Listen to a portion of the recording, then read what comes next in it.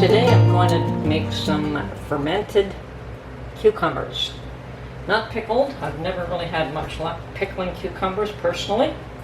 Other people seem to have no issue, but I don't like soft pickles, and I found when I started fermenting them they came out beautiful, so I use that method myself now. So I've got a half-gallon jar here. I've got my garlic, which I'm going to add. I also have pickling spice. We'll add some of that. Some extra dill seed. You could add a hot pepper if you wanted to. And I have some dill weed as well, which I'll be adding to this. So, first thing that we want to do is measure the salt ratio for the water. So we want 2 to 3 tablespoons of water per quart. Or sorry, 2 to 3 tablespoons of salt, and I'm using sea salt here, per quart of water. And I'm going to just mix up a quart. I think that should be more than enough. So I've got, I'm going to go with 3 tablespoons for this. And I don't have a quart jar handy. I'm using a 1.5 quart for my water. So I'm going to use a pint jar and to measure the quart of water. So I'm going to use 2 pint jars of water. And I'm using bottled water because I don't want chlorinated water in this.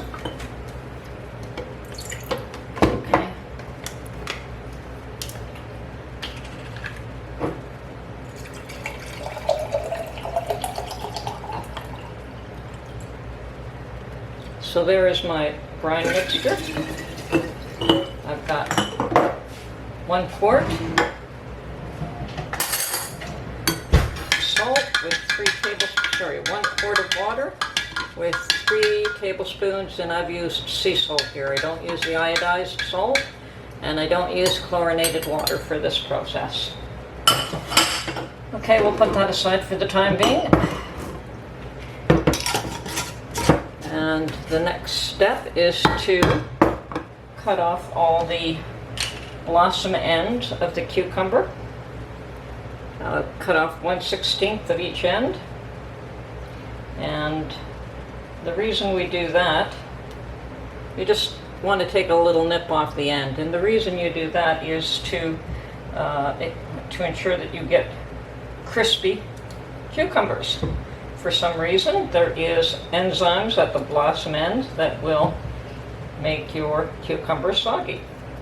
So we are going to take the blossom end off each one of these cucumbers.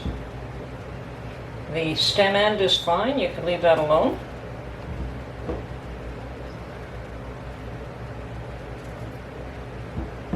And the blossom end is the one that was not attached to the plant.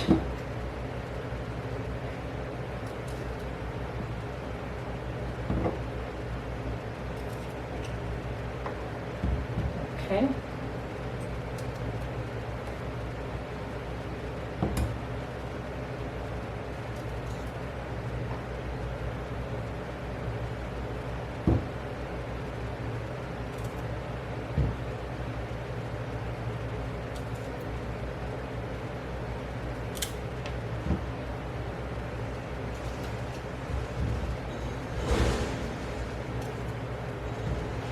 Okay, now that we've got our cucumbers trimmed, I'm going to add to the bottom of the jar my garlic,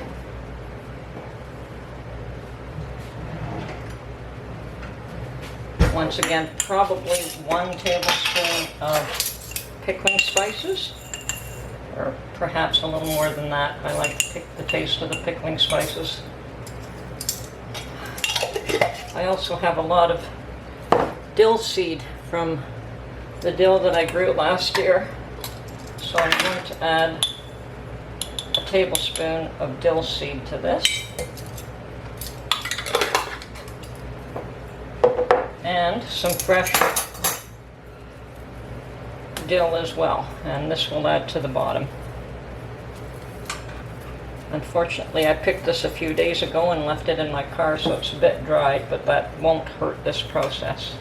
I don't know why I left it in my car. Made my car smell good.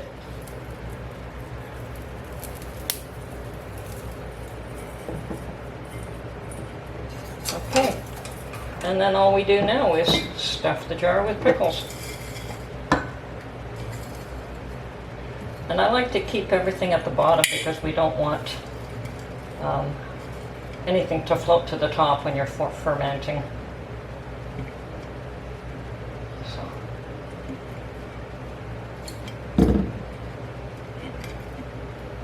See if I can get a thin one in there. Okay.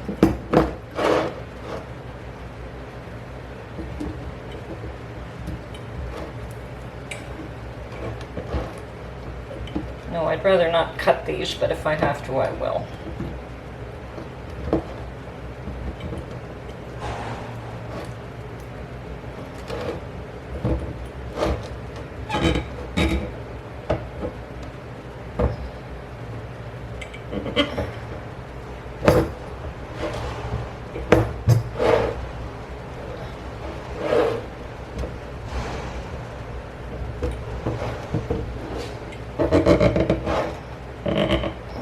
Okay, I think we have a few more than they'll fit in the jar, which is fine.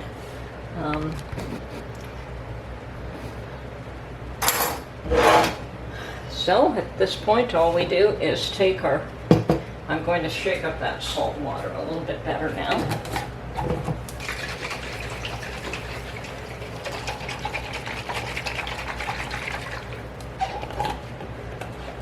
See if I can fit one more pickle in there.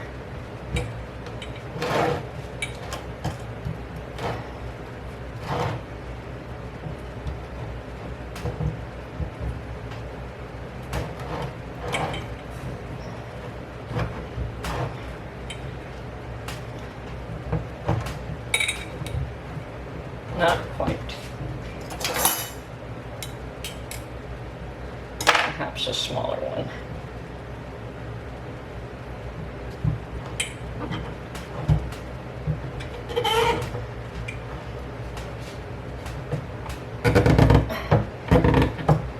There, that works. The smaller one will do. Now,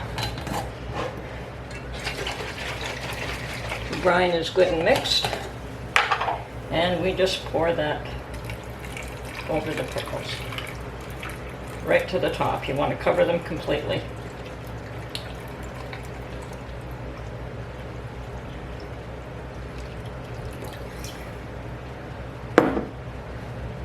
Perfect. So at this point, all I want to do is put a lid on it loosely.